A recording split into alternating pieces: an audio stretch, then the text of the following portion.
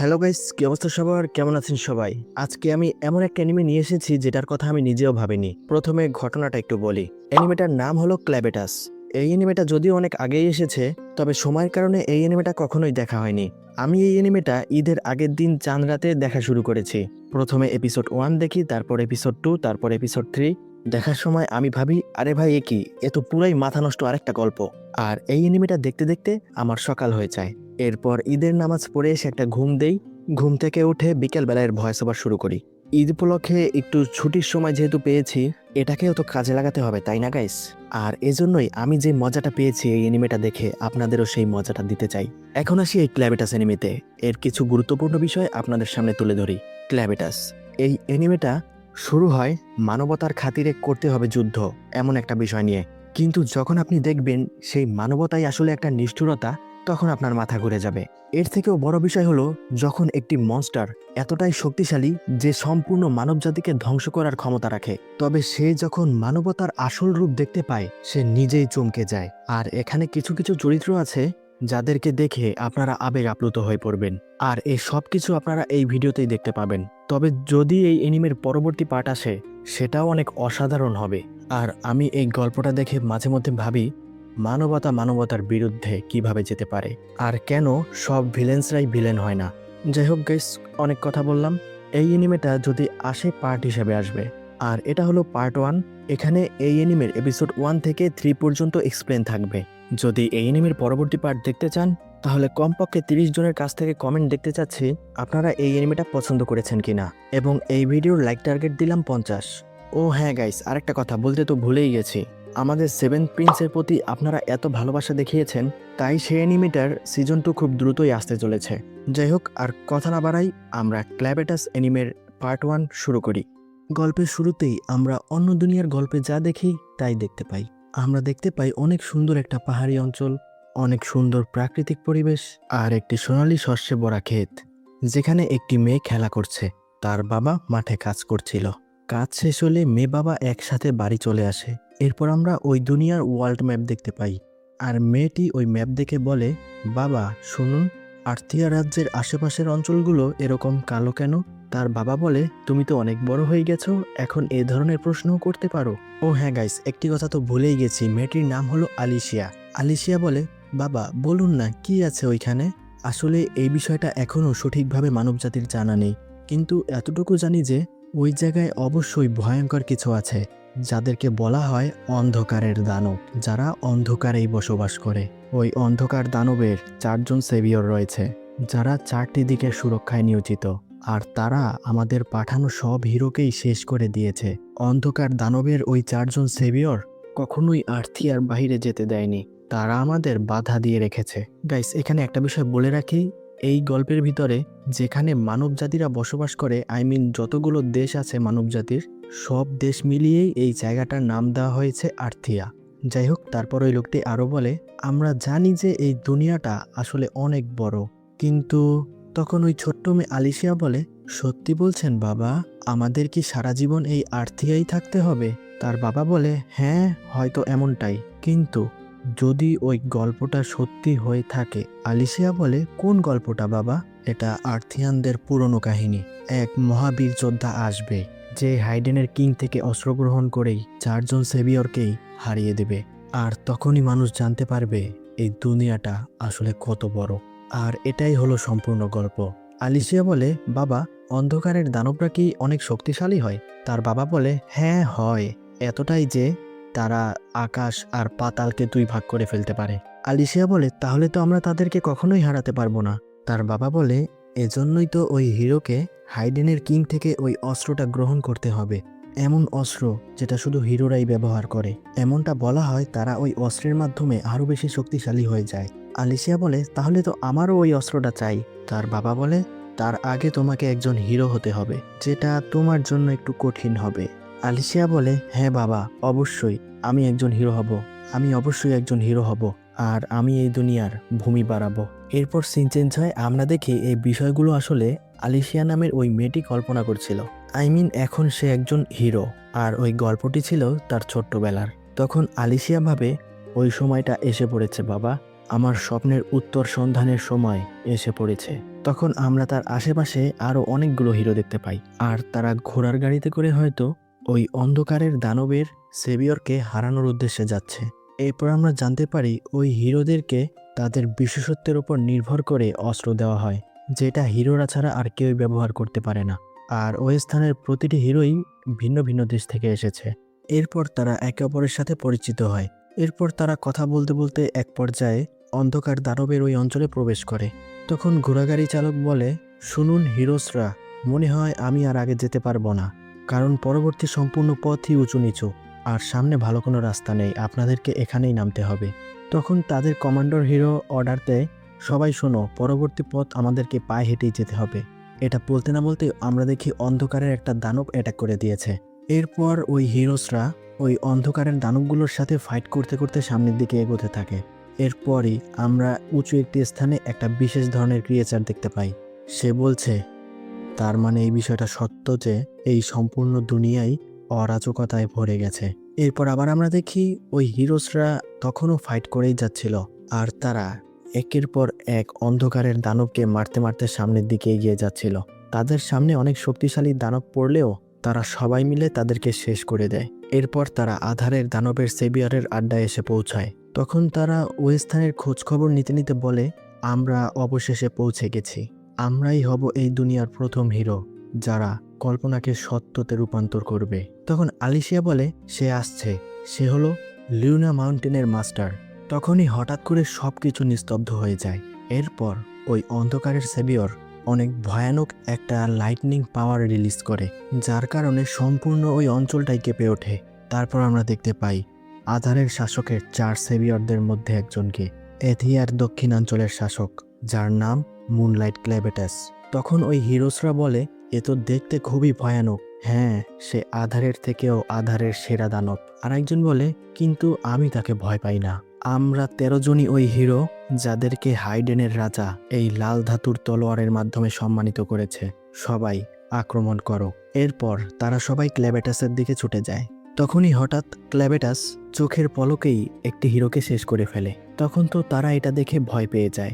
আর একজন হিরো এটা দেখে বলে, আমি ছাড়বো না তোমাকে, সবাই আমার কথা শোনো, আক্রমণ করো। তখনই ওই হিরোটাকেও ক্লেবেটাস শেষ করে দেয়। তখন আরেকজন বলে, একে এত সহজে শেষ করা যাবে না। এটা বলার সাথে সাথে তাকেও শেষ করে দেয়। আরেকজন হিরো বলে, এ আমাদের নাগালের বাহিরে, তাকেও শেষ করে দেয়। এরপর আলিশিয়া বলে, ছায়া, ছায়া থেকে সে আক্রমণ করছে, সবাই তোমাদের আশপাশের ছায়া থেকে দূরে থাকো। তখন আরো 2 জন হিরোকে মেরে ফেলে। ওই সময় একজন হিরো বলে, কিন্তু কিভাবে, ছায়া থেকে দূরে থাকবো কিভাবে? আলিশিয়া বলে, লাফ দাও, স্থান পরিবর্তন করতে থাকো, লাফ দিতে থাকলে তুমি ছায়া থেকে বেঁচে থাকতে পারবে। ক্লেবেটাস বলে, আমার সাথে চালাকি। তখন আমরা দেখি তারা লাফিয়ে লাফিয়ে অ্যাটাক করলেও এতেও কোনো লাভ হচ্ছে না। ক্লেবেটাস তখনও হিরোদের মারতে থাকে। ক্লেবেটাস আরও বলে, তাহলে এটাই হিউম্যানিটি, না হিউম্যানয়েড। তখন তো ওই হিরোরা আরও শক্তিশালী আক্রমণ করার চেষ্টা করছিল, কিন্তু এতে কোনো লাভ হচ্ছিল না। ক্লেবেটাস বলে, এমন লড়াই লড়েছি অনেক বছর হয়ে গেছে, হ্যাঁ হয়তো 1000 বছর পার হয়ে গেছে। তখন তো ক্লেবেটাস একের পর এক হিরোকে শেষ করেই যাচ্ছিল। তারা যত শক্তিশালী অ্যাটাক করুক না কেন, কোনো লাভ হচ্ছিল না। ক্লেবেটাস বলে, তারা এত দুর্বল, তারপরও তারা এত দূর কিভাবে আসতে পেরেছে? এই 1000 বছরের পরিবর্তনে এমন কি হয়েছে, কি এমন ঘটেছে যার কারণে তারা এখানে আসতে পেরেছে? যদি তারা এভাবেই আমার ভূমিতে এসে বারবার আক্রমণ করে, তাহলে আমার অস্তিত্ব সংকটের মুখে পড়বে। এরপর ওই ক্লেবেটাস সব হিরোদেরকেই মেরে ফেলে। আলিশিয়া মৃত্যুর আগে বলছিল, ক্ষমা করবেন বাবা, আমি আমার স্বপ্নের উত্তরের সন্ধান পেলাম না। এরপর আমরা হাইডেন রাজ্য দেখতে পাই, যারা বিভিন্ন ধরনের অস্ত্র, তলোয়ার, বর্ষা ইত্যাদি বানাতে অনেক পারদর্শী। অনেক রাত হয়ে গেছে, সবাই অনেক ক্লান্ত, তাই সবাই গভীর ঘুমে আচ্ছন্ন। কিন্তু তখনই হঠাৎ করে ক্লেবেটাস আক্রমণ করে। এতে ওই রাজ্যের সব জনগণ অনেক আতঙ্কিত হয়ে যায়। তারা এদিক ওদিক ছোটাছুটি শুরু করে। ওই সকল হিরোরা যারা আমার ভূমিতে আক্রমণ করেছে, তারা বলেছে তাদেরকে হাইডেনের কিং পাঠিয়েছে। তার মানে সে সম্পূর্ণ পরিকল্পনার মূলে রয়েছে। আমি জানি এখন আমার কি করতে হবে। তখনই কতগুলো রাজকীয় তীরন্দাজ আসে। তাদের কমান্ডার ওই তীরন্দাজগুলোকে বলে, রাজ সৈনিকরা আক্রমণ করো। ক্লেবেটাস বলে, যেই আমার পথ আটকাবে আমি তাকেই শেষ করে ফেলবো। এরপর ওই ক্ল্যাবেটাসের দিকে সৈনিকরা তীরছুলে দেখে তার কিছুই হয় না। ক্ল্যাবেটাস বলে, রাজাকেও শেষ করব। এরপর ক্ল্যাবেটাস ওই সব সৈনিকদেরকে শেষ করে প্রাসাদের দিকে এগোতে থাকে। তখন প্রাসাদের প্রাচীরের ওপর থাকা সৈনিকেরা বলে, সুরক্ষাকে আরো শক্তিশালী করো, সব সৈনিকদেরকে জাগাও এবং আরো সৈনিক মোতায়েন করো, যেন ওই অন্ধকারের দানবটা ভিতরে ঢুকতে না পারে। তখন আমরা দেখতে পাই ক্ল্যাবেটাস অনেক দ্রুত প্রাসাদের দিকে ছুটে আসছে। একজন সৈনিক বলে, দূরত্ব 2500 মিটার, লক্ষ্যবস্তু এগিয়ে আসা এক আধারের দানব। তারপর তারা ক্ল্যাবেটাসের উপর অনেকগুলো কামানের গোলা ছুঁড়ে মারলেও ক্ল্যাবেটাসের কিছুই হয় না। সেই সব অ্যাটাকগুলোই ক্ল্যাবেটাস রুখে দেয়। এরপর ক্ল্যাবেটাস প্রাসাদের সীমানায় এসে পড়ে।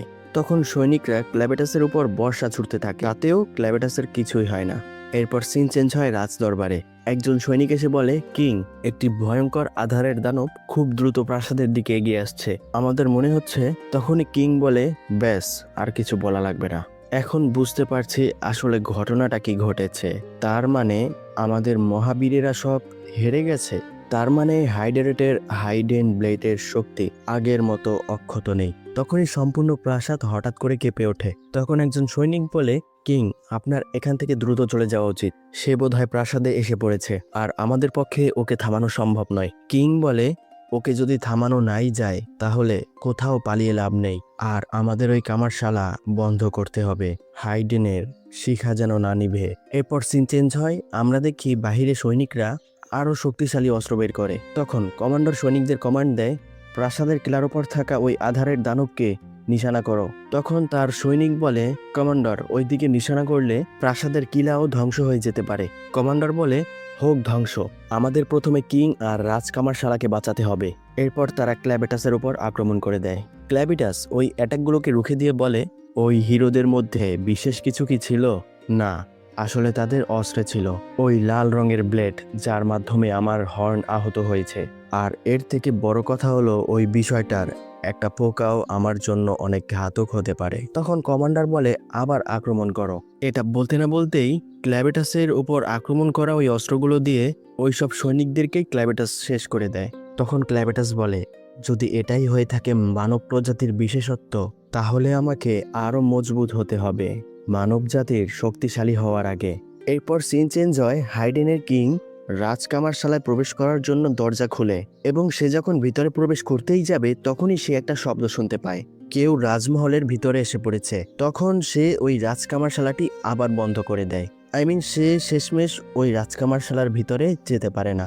এরপর রাজপ্রাসাদের ছাদ ভেঙে অবশেষে ক্ল্যাবেটাস কিং এর সামনে এসে পড়ে। ক্ল্যাবেটাস বলে, আমি তোমাকে খুঁজে পেয়েছি, শুধুই কষ্ট দিচ্ছে। তাহলে তুমি হলে হাইডেনের রাজা। কিং বলে, ক্ল্যাবেটাস, আধারের দানবদের সেভিয়র্স, তোমাদের কোনো অধিকার নেই যে তোমরা মানুষের মতো কথা বলবে।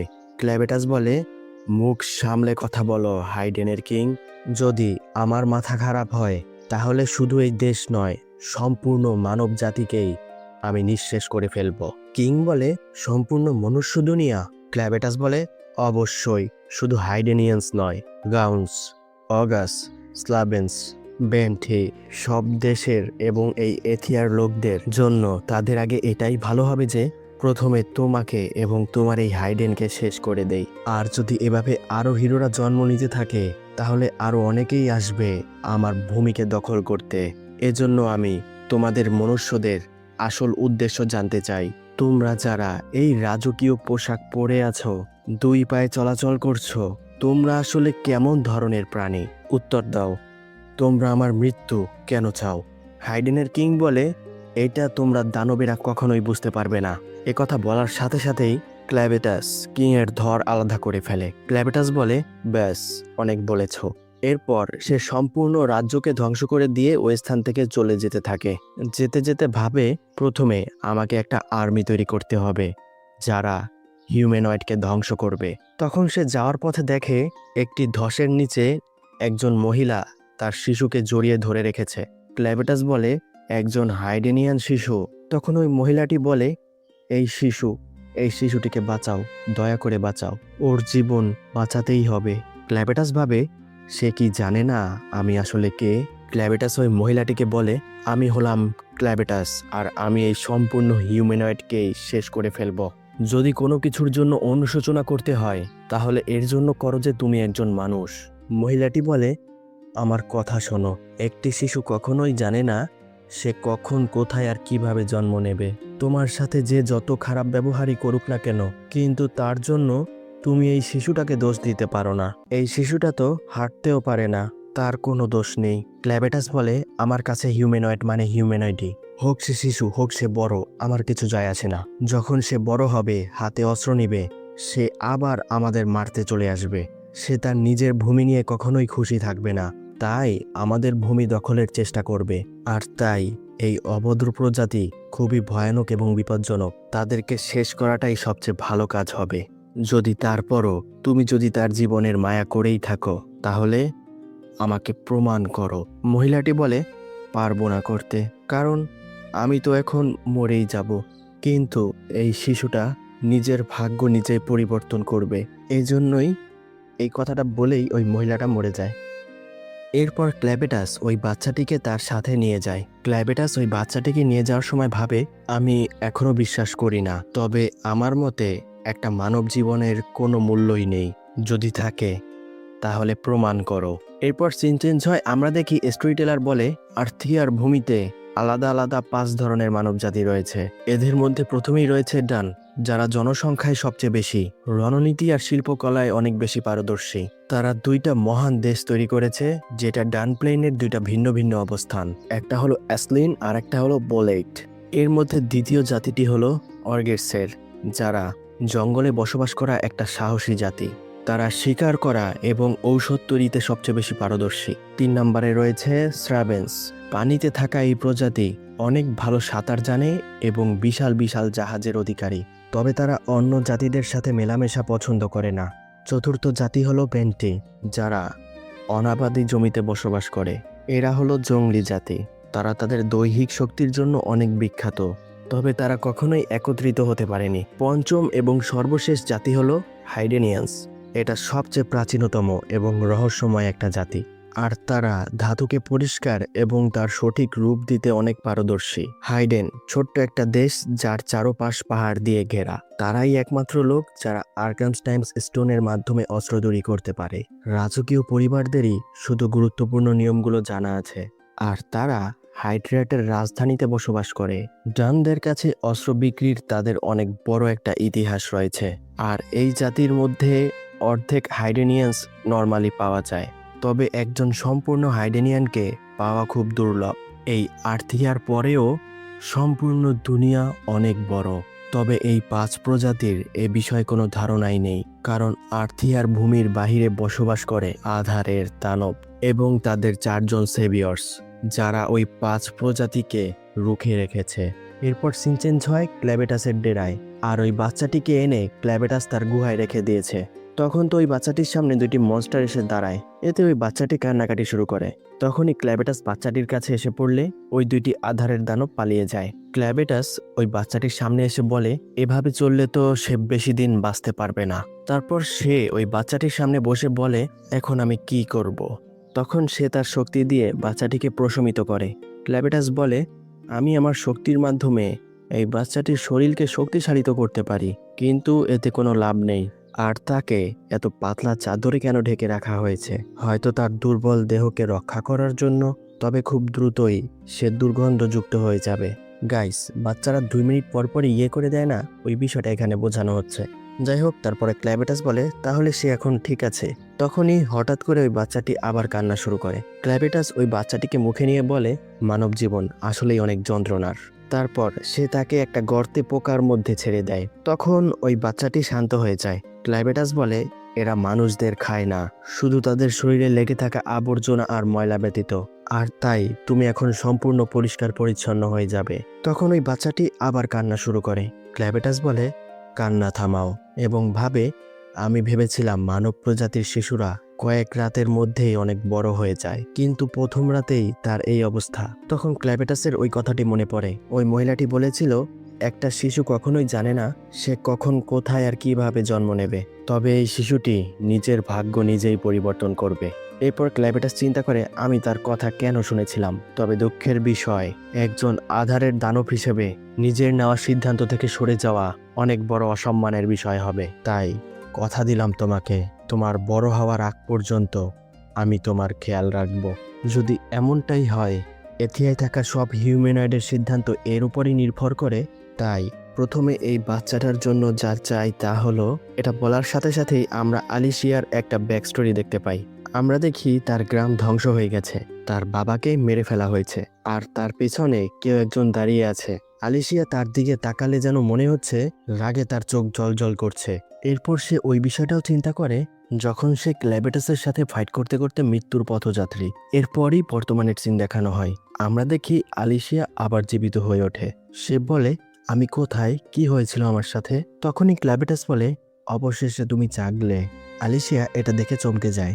সে তার তলোয়ার নিতে গেলে দেখে, আরে আমার তলোয়ার কোথায়? ক্ল্যাবেটাস বলে, আমি তোমার বাকি সঙ্গীদের লাশ আর তোমাদের তলোয়ার ওই বিশাল গর্তের মধ্যে ফেলে দিয়েছি। তুমি আমার কাজে আসবে, শুধু তাই তোমাকে। আলিশিয়া বলে, আমাকে তাই বাঁচিয়েছ? ক্ল্যাবেটাস বলে, তুমি শুধু একটা জীবিত লাশের মতো। আমি শুধু তোমাকে ডার্ক কিচার ম্যাজিকের মাধ্যমে জীবিত করেছি। আলিশিয়া ভাবে, সে সব কি বলছে? সে মানুষের ভাষা কিভাবে জানে? আর ডার্ক কিচার আর আমার পা, এটা সম্পূর্ণ ঠিক হয়ে গেল কিভাবে? এটা তো আমার দেহ থেকে আলাদা হয়ে গিয়েছিল। এমনটা তো নয় যে আমি মরে গিয়েছিলাম, কিন্তু এটা আমার সাথে কি হচ্ছে? তখনই ক্ল্যাবেটাস বলে, কাজ শুরু করো। তখন আলিশিয়া বিষয়টা বুঝতে পারে না। ওই ছোট্ট শিশুটা ক্ষুধার্ত, তাই ক্ল্যাবেটাস যেভাবেই হোক তার জন্য খাবারের ব্যবস্থা করতে চায়। এরপর ক্ল্যাবেটাস ওই বাচ্চাটিকে আলিশিয়ার কাছে দিয়ে বলে, এই নাও, একে দুধ পান করাও।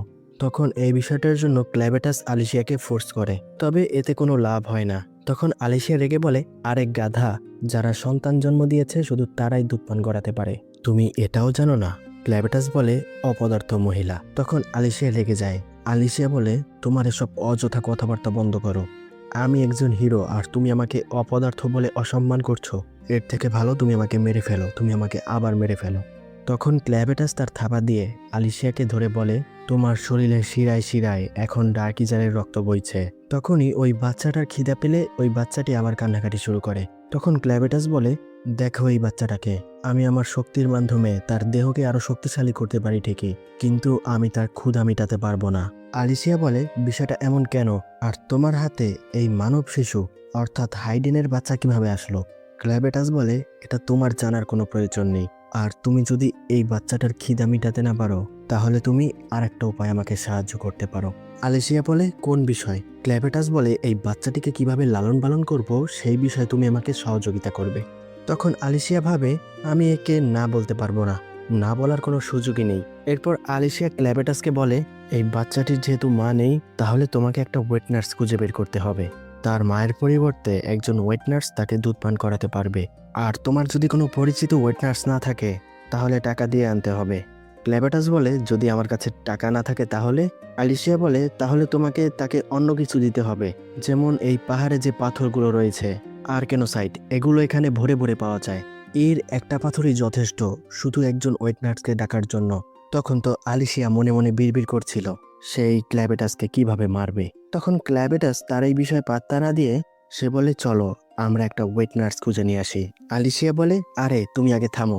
একটা ছোট অন্ধকারের দানব দেখলেও মানুষের ভয়ে ওই জায়গায় হট্টগোল লেগে যায়, তার উপর তুমি তো অন্ধকারের দানবের সেভিয়র। তুমি যদি এই অবস্থায় মানব দুনিয়ায় যাও, তাহলে তোমাকে দেখে সবাই ভয় পেয়ে যাবে আর তুমি কখনোই একজন ওয়েট নার্স পাবে না। ক্ল্যাবেটাস বলে, হ্যাঁ এই কথাটা তো ঠিক বলেছ। আলিশিয়া বলে, তাহলে তুমি এই বাচ্চাটা আমাকে দিয়ে দাও, আমি একজন ওয়েট নার্স খুঁজে তাকে এই বাচ্চাটা দিয়ে দেবো। এবং আলিশিয়া মনে মনে ভাবে, জানি না আমি কি বলছি, কিন্তু এটাই ভালো হবে যে এই বাচ্চাটা তার থেকে দূরে থাকুক। তখন ক্ল্যাবেটাস বলে, আমি চাই না এই বাচ্চাটা আমার দৃষ্টি থেকে দূরে থাকুক, তবে এটাও সঠিক যে আমি এই অবস্থায় মানব সমাজে যেতে পারবো না, আর তাকে এই জঙ্গলে রেখেও হয়তো সঠিক শিক্ষা দেওয়া সম্ভব হবে না। তখন পরবর্তীতে দেখা যাবে মানব জাতির জন্য আমার নেওয়া সিদ্ধান্ত ভুল প্রমাণিত হয়েছে, আর তাই এটা বলেই সে তার রূপ পরিবর্তন করে ফেলে। সে একটা মানুষের রূপ ধারণ করে। তখন আলিশিয়া বলে, আরে এটা কি? তখন ক্ল্যাবেটাস বলে, আমি ছায়াকে বশ করে ফেলেছি, আমি তার রূপ ধারণ করেছি যেই মহিলার কাছে এই বাচ্চাটা ছিল, আর এভাবে আমি আমার আসল রূপ লুকিয়ে ফেলেছি। আলিশিয়া বলে, কিন্তু এখনো তুমি সম্পূর্ণরূপে লুকাতে পারোনি। তারপর সে তার লেজগুলোকেও ছায়ার মধ্যে লুকিয়ে ফেলে। ক্ল্যাবেটাস বলে, তো এখন ঠিক আছে, এখন শুধু আমার একটা নাম প্রয়োজন। আলিশিয়া বলে, সে এখনো তার হর্নকে লুকায়নি। ক্ল্যাবেটাস বলে, আমাদের দুজনেরই এখন একটা নামের প্রয়োজন, যেন আমরা মানব দুনিয়ায় বসবাস করতে পারি। আমার নাম হবে আজ থেকে ক্লেন, আর এই বাচ্চাটিকে আমরা বলবো লুনা। তো তুমি একজন হিরো, তাও আবার একজন মেয়ে হয়ে? না, তুমি তো আসলে একজন দাসী। তোমার নাম কি? আলিশিয়া বলে, আমি হলাম আলিশিয়া, সৌগো গ্রামের মেয়ে আলিশিয়া। এরপর তারা মানব দুনিয়ার উদ্দেশ্যে রওনা হয়। এরপর সিন চেঞ্জ হয়, তারা একটা ঝিলের সামনে এসে বিশ্রাম করে, আর আলিশিয়া লুনাকে গোসল করাচ্ছে। তখন তো আলিশিয়া ভাবে, কি অবস্থা হয়েছে আমার, একজন হিরো হয়ে এখন এসব কাজও করতে হচ্ছে। তখন তো ক্লেন আলিশিয়াকে অর্ডার দিতে থাকে। ক্লেন বলে, ওকে ভালো করে পরিষ্কার করো, ওর হাতগুলো পরিষ্কার করো, আর ধীরে ধীরে পরিষ্কার করো, বেশি জোর দিও না, তাহলে ওর শরীর লাল হয়ে যাবে। ওর পাগুলোও ভালো করে পরিষ্কার করো, আর পানিটা ঠিকভাবে ঢালো, আর ওর মাথাটা এখনো ঠিকভাবে পরিষ্কার হয়নি। তখন তো আলিশিয়া ক্লেনের এতগুলো অর্ডার একসাথে শুনে তার মাথা খারাপ হয়ে যায়। আলিশিয়া মনে মনে ভাবে, সে জানে আমি তাকে না বলতে পারবো না, তবে সে যেমনই হোক না কেন সে এই বাচ্চাটার অনেক খেয়াল রাখে। সে আমার শাশুড়ি নাকি, কিভাবে অর্ডার দিচ্ছে দেখো। এরপর অনেক কষ্টসাধ্য পর আলিশিয়া বাচ্চাটিকে গোসল করানো শেষ করে। তখন ক্লেন বাচ্চাটিকে কোলে নিয়ে বলে, তুমি একেবারেই অপদার্থ, তোমার থেকে তো ওই পোকামাকড়েরা ভালোভাবে পরিষ্কার করেছিল। তখন তো আলিশিয়া আবার রেগে যায়। এরপর সিন চেঞ্জ হয়, আলিশিয়া আসার সময় হিরোদের সাথে যেখানে ক্যাম্প করেছিল তারা সেই স্থানে এসেছে। ক্লেন বলে, তোমরা বলেছো এখানে তোমরা ক্যাম্প বসিয়েছ, কিন্তু এখানে তো কাজের কিছুই দেখছি না। আলিশিয়া বলে, আমাদের যা কাজে না লাগতো সেগুলো আমরা পাহাড়ের নিচেই রেখে এসেছি। তখন ক্লেন দেখে আলিশিয়াও অনেক অপরিচ্ছন্ন হয়ে আছে। ক্লেন বলে, তোমার শরীরে রক্তে মাখামাখি, তোমার পরনের কাপড়ও অনেক নোংরা হয়ে আছে, একটা আধারের দানবের থেকেও তুমি বেশি অপরিষ্কার মনে হচ্ছ, যাও গিয়ে পরিষ্কার হয়ে আসো, আর লুনার পরনের কাপড়টাও নিয়ে যাও, এটাও পরিষ্কার করে দিবে। তখন তো আলিশিয়া গম গম করতে থাকে। লুনার কাপড় পরিষ্কার করার সময় আলিশিয়া দেখে এই ধরনের কাপড় শুধু হাইডেনের রাজপরিবারের সদস্যরাই পরে। তখন তো আলিশিয়া চমকে যায়। এরপর সিন চেঞ্জ হয় হাইডেন রাজ্যের দিকে। একজন সৈনিক ঘোড়ায় করে ছুটে চলছে। সে বলে, এটা অবিশ্বাস্য, শুধু একটা আধারের দানবই এত ক্ষয়ক্ষতি করেছে। আমরা জানি একটা আধারের দানবের সাথে লড়াইয়ে আমরা ভুল সিদ্ধান্ত নিয়েছি, তবে আমাদের কিং এখন যে এই কাহিনীটাকে সত্যে রূপান্তর করতে চেয়েছে, ওই কাহিনীটা তো শুধু একটা স্বপ্নের মতো। আমরা সবাই জানি এটা আসলে অসম্ভব। তার মানে এটা নয় তো তাকে জোরপূর্বক এসব করানো হয়েছে? গাইস, সত্য কথা বলতে কি, এখানে রাজারও আসলে কোনো দোষ ছিল না। আমি প্রথমে মনে করেছিলাম এখানে মনস্টারের কোনো দোষ নেই, আসল দোষী এখানে হয়তো কিং। সত্য কথা বলতে এখানে কিং এরও কোনো দোষ ছিল না, মনস্টারেরও কোনো দোষ ছিল না। সেটা আমরা এই গল্পের একটা পর্যায়ে গিয়ে জানতে পারবো। যাই হোক, তখন ওই সৈনিকটি বলে, তার মানে রাজকুমারীর ভয়টা ঠিকই ছিল, পরিকল্পনা এটাই ছিল যে সে তার ছেলের নামকরণের সময় এই রাজ্য থেকে পালিয়ে যাবে। তখন সে আশেপাশে খুঁজছিল যে কেউ বেঁচে আছে কিনা, কোনো প্রজা জীবিত আছে কিনা। এরপর সিন চেঞ্জ হয়, একদল সৈনিক এবং একজন কমান্ডার একটি পাহাড়ের চূড়ায় অনেক দূরে দাঁড়িয়ে আছে, আর সেখান থেকে হাইডেনের রাজধানী দেখা যাচ্ছিল। ওই কমান্ডার বলে, তার মানে ওই গল্পটা শুধু একটা গল্পই ছিল। তখন কমান্ডারের একজন সঙ্গী বলে, তো এখন আমাদের কি করা উচিত জেনারেল ডেল? তো গাইস, এই কমান্ডারের নাম হলো ডেল। জেনারেল ডেল বলে, কিং এর কাছে একজন দূত পাঠাও, বলো যে ওই গল্পটা এখন শেষ হয়ে গেছে, হাইড্রেটের ক্যাসেল সম্পূর্ণ ধ্বংস হয়ে গেছে, তাদের রাজাও হয়তো মরে গেছে, আর এখন হাইড্রিয়ানের চারপাশেই শুধু নিস্তব্ধতা। অ্যাসলিনের কিছু করার আগে আমাদেরকে কিছু করতে হবে, আর এমনটাও হতে পারে আধারের দানব দক্ষিণ দিক থেকে দল গঠন করে আসবে, তাও আবার তখন যখন তাকে হারানোর কেউই থাকবে না। আর সবচেয়ে গুরুত্বপূর্ণ বিষয়, আর্কেনোসাইডের রহস্য, যেটা শুধু হাইড্রিয়ানের রাজপরিবারই জানে। অন্য কেউ ওইটার উপর ঝাঁপিয়ে পড়ার আগেই আমাদেরকে ওইটা চুরি করতে হবে। আর আমি এখনই সীমানায় ফিরে যাব এবং আমার আর্মি প্রস্তুত করব। মিনার্ড, তুমি এখানেই থাকবে এবং বেঁচে থাকা রাজপরিবারের বাকি লোকদের সন্ধান করবে, আর যদি কাউকে খুঁজে পাও তাকে জীবিত বন্দি বানাবে। মিনার্ড বলে, ঠিক আছে, আমি বুঝতে পেরেছি আপনার কথা। এরপর সিন চেঞ্জ হয় আলিশিয়ার দিকে। আলিশিয়া ক্লেনকে ওই কাপড়টা দেখিয়ে বলে, এইসব কি? ক্লেন বলে, কেন, কি হয়েছে? আলিশিয়া বলে, এই কাপড়টা শুধু রাজপরিবারের লোকরাই পরতে পারে, তার মানে এই বাচ্চাটা রাজপরিবারের সদস্য, আর তুমি ওকে অপহরণ করার সময় এই বিষয়টা জানতে? ক্লেন বলে, রাজপরিবার? কখনোই না, আমি একে অপহরণ করিনি, বরং এর দায়িত্ব আমার উপর দেওয়া হয়। এটা শুনে আলিশিয়া চমকে যায়। ক্লেন বলে, এর দায়িত্ব আমাকে যে দিয়েছিল সে নিজেও একজন বাচ্চাই ছিল। আলিশিয়া বলে, দায়িত্ব দিয়েছে? মিথ্যুক কোথাকার। ক্লেন বলে, আমি সত্যি কথাই বলছি বোকা মেয়ে। এখন মনে পড়ছে এই বাচ্চাটাকে আমি আসলে কিছু দালান কোঠার ধ্বংসাবশেষের নিচে পেয়েছি। ও তাহলে তুমি একজন রাজপরিবারের সদস্য? তাহলে তুমিও কি ওই রাজপ্রাসাদে ছিলে? আলিশিয়া বলে, রাজপ্রাসাদ? ক্লেন বলে, আমি ওই রাজপ্রাসাদ ধ্বংস করেছি যখন হাইডেনের রাজাকে হত্যা করেছিলাম। তখন তো আলিশিয়া হা করে তাকিয়ে আছে। ক্লেন বলে, এখন এত অবাক হয়ে লাভ নেই। আলিশিয়া বলে, তুমি রাজাকে হত্যা করেছো? ক্লেন বলে, হ্যাঁ করেছি। প্রথমে তো আক্রমণ তোমরাই করেছো। আলিশিয়া বলে, যদি রাজা মরে গিয়ে থাকে আর এই বাচ্চাটা যেহেতু রাজপরিবার থেকে, তাহলে হয়তো সবাই তাকে খুঁজছে। ক্লেন বলে, কেন? আলিশিয়া বলে, কারণ আলকেনোসাইডের কাজ শুধু রাজপরিবারের সদস্যরাই জানে, তারা ছাড়া এটা কেউই করতে পারে না। ক্লেন বলে, ওই অস্ত্রগুলোর কথা বলছো যেগুলা তোমাদের হিরোদের কাছে ছিল? আলিশিয়া বলে, হ্যাঁ তো কি হয়েছে? ক্লেন বলে, আমি এটাই ভাবছিলাম এই বাচ্চাটাকে আমি কেন নিয়ে এসেছি আর একে বড় করে তোলার সিদ্ধান্ত নিয়েছি। এখন বুঝতে পারছি সে এমন রক্তের অধিকারী যেটা সে চাইলেও নিজের থেকে বিচ্ছিন্ন করতে পারবে না। আর তাহলে তো এটা ভালো কথা, আমি তাকে অবশ্যই একজন রাজা বানাবো এবং আমি তার সাথে সবসময় ছায়ার মতো থাকবো, তার শাসনে সহযোগিতা করব। আলিশিয়া বলে, কি বললে? ক্লেন বলে, আমি যুদ্ধবিদ্রোহ একদমই পছন্দ করি না, তাই আমার যদি মনুষ্য জাতির উপর নজর রাখতেই হয় সেটা আমি শান্তিতে করতে চাই। সবচেয়ে মজা তখনই আসবে যখন আমি আমার দাসদের সম্পূর্ণ শক্তি দেব, যেন আমার যখনই মন চায় তাদেরকে শেষ করতে পারি। আলিশিয়া বলে, আরে ধুরো, আমি মুখ ফুসকে এমন কিছু বলে দিয়েছি যেটা আমার বলা উচিত ছিল না, আর এখন এই বিষয়টা আরো ঘোলাটে হয়ে যাচ্ছে। ক্লেন বলে, আমাদের যেহেতু সিদ্ধান্ত হয়েই গেছে তাই আমাদের দ্রুত কাজ শুরু করতে হবে। প্রথমে লুনার ক্ষুধার ব্যবস্থা করতে হবে। আমি আমার শক্তি দিয়ে তাকে ঠিক রাখতে পারে কিন্তু তার ক্ষুধা মিটাতে পারি না। আশা করি খুব দ্রুতই আমরা একটা ওয়েটনার্স পেয়ে যাব। আর হ্যাঁ, তুমি আর্কানোসাইড নিতে ভুলো না।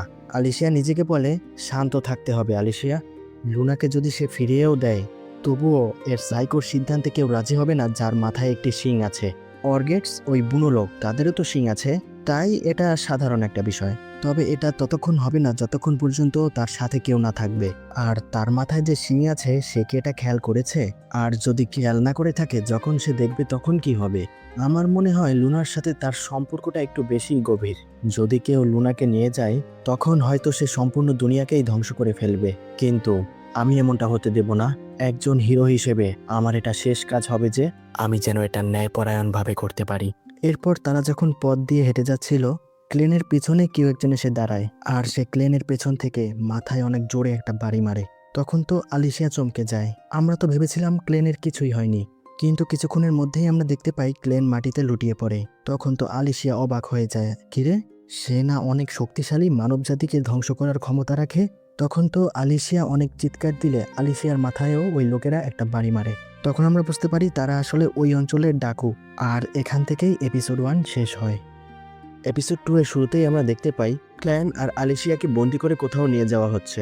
এরপর আমরা দেখি আলিশিয়ার জ্ঞান ফেরে। ক্ল্যান বলে, অবশেষে জাগ্রত হয়েছ? আলিশিয়া বলে, ক্ল্যান এটা কি? ক্ল্যান বলে, এমনটা মনে হচ্ছে আমরা বন্দি হয়ে গেছি। আলিশিয়া বলে, কি বললে? আমরা বন্দি হয়েছি? আর তুমি এত শান্ত কিভাবে আছো? ক্ল্যান বলে, চিন্তা করো না, লুনা ঠিক আছে। কিছুক্ষণ আগেও সে কান্না করছিল, কিন্তু এখন সে ঘুমাচ্ছে। এরপর আলিশিয়া তার সামনে গিয়ে কানে কানে বলে, কি হচ্ছে এসব? তুমি একটা আঘাতেই মাটিতে লুটিয়ে পড়লে, এখন আবার এটা বলো না যে তুমি মানুষ হয়ে গেছো তাই তোমার শরীর অনেক দুর্বল হয়ে গেছে। বলো কি হচ্ছে এসব? ক্ল্যান বলে, আমি শুধু এটা ভেবে অবাক যে এই মসৃণ চামড়া এবং পাতলা শরীর যা ভেবেছিলাম তার থেকেও বেশি দুর্বল। আপাতত আমি একজন মানুষ। যতক্ষণ পর্যন্ত লুনাকে আমি রাজা না বানাতে পারছি ততদিন আমার পরিচয় লুকিয়ে রাখতে হবে। আর এমনিতেও আমি মনুষ্যত্বের এই দিকটাও দেখতে চাই। এমনটা মনে হচ্ছে এখানে সবাই আহত আর সবাইকে কোথাও একটা নিয়ে যাওয়া হচ্ছে। তুমি কি আমাকে ঠিক করে বলবে এখানে আসলে কি হচ্ছে? আলিশিয়া বলে, আমাদের উপর ডাকুরা আক্রমণ করেছে। দেখে মনে হচ্ছে তারা আমাদের দাস হিসেবে রাখবে।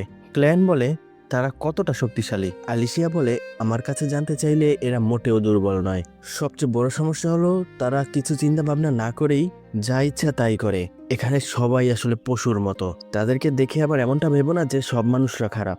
এরপর তাদের সবাইকে ওই ডাকুদের আস্তানায় নিয়ে আসা হয়। এরপর তাদের মধ্যে একজন দাস পালানোর চেষ্টা করলে ওই ডাকুরা তাকে মেরে ফেলে। তখন ওই ডাকুদের মধ্যে একজন বলে, আমার কথা শোনো সবাই, যদি কেউ পালানোর চেষ্টা করেছো তার অবস্থাও এর মতোই হবে, তাই সবাই এখানে সাবধানে থাকবে। তখন আলিশিয়া বলে, দেখেছো এরা কি ধরনের লোক? এরপর একজন ডাকু আলিশিয়ার কাছে এসে বলে, এই মেয়ে, তুমি আমার সাথে যাবে, চলো। তারপর ওই ডাকু আলিশিয়াকে নিয়ে যায়। এরপর একজন মহিলা ক্ল্যানকে ডাক দেয়, তোমার কাছে একটা বাচ্চাও আছে। তখন ওই মহিলাটি বলে, শোনো নেল, এদিকে আসো। গাইস, আপনারা এই নেলকে ভালোভাবে মনে রাখবেন। এই এনিমের অন্যতম গুরুত্বপূর্ণ একটা চরিত্র হলো নেল। তখন নেল তাড়াহুড়ো করে আসতে গিয়ে পড়ে যায়। ওই মহিলাটি তখন নেলকে বকাঝকা করে। মহিলাটি বলে, ওর কাছে একটা ছোট্ট বাচ্চা আছে, আর বাচ্চাদের সামলানো তোমার কাজ, তাই নিয়ে যাও একে। তখন নেল ওই বাচ্চাটিকে দেখে অনেক খুশি হয়ে যায়। এরপর সিন চেঞ্জ হয়, আমরা দেখি আলিশিয়াকে ওই ডাকুরা তাদের বসের কাছে নিয়ে গেছে। ডাকুগুলা বলে, ফোকো দেখো, আমরা ওকে নিয়ে এসেছি। তখন তাদের বস ফোকো বলে, আমাকে ফোকো নামে ডাকবে না, বলেছি না বস বলে ডাকবে। ডাকুরা বলে, এমনটা তো কেউই বলে না, তাহলে আমরা কেন বলবো? তখন ফোকো বলে, তাহলে তোমাদের চিন্তা ভাবনা বদলাতে হবে এবং সবাইকেই বলতে হবে, আর তা না হলে বেটি রেগে যাবে। তখন আমরা দেখতে পাই ওই বেটি আসলে একটা অন্ধকারের দানব। আলিশিয়া এটা দেখে চমকে যায়, এটা কি একটা অন্ধকারের দানব? মানুষ এটাকে কিভাবে বশ করতে পারে? ফোকো বেটিকে বলে, কি বললে, তোমার মানুষ খেতে ইচ্ছে করছে? এদের মধ্যে একজনকে তাহলে খেয়ে নাও। ডাকুরা বলে, কখনোই না, সে তো দেখছি আমাদের আগের বস থেকেও অনেক খারাপ। তখন ফোকো একটা জিনিস দেখে অবাক হয়ে যায়। সে বলে, আমি শুনেছি তুমি এসব লিউনা মাউন্টেন থেকে নিয়ে এসেছো। সেখানে তো আধারের দানবের চার্সেবিয়রের একজন থাকে, ক্ল্যাবেটাস। তুমি সেখানে গেলে কিভাবে? শুনেছিলাম হাইডেনের রাজা অস্ত্রশস্ত্রের সাথে 13 জন হিরো সেখানে পাঠিয়েছিল, আর তারা হেরে যায়। আর ওই হিরোজদের মধ্যে একজন হয়তো একটা মেয়েও ছিল। এত গুরুত্বপূর্ণ জিনিস মনুষ্য অঞ্চলের আশেপাশে এত সহজে পাওয়া যায় না। তাহলে এটা কি কোনো কাকতালীয় ঘটনা? আর তুমি দেখতেও অনেক সুন্দর, এমন পরিস্থিতিতে তুমি এতটা শান্ত কিভাবে? আর তুমি বেটির সামনেও নিজেকে শান্ত রেখেছো।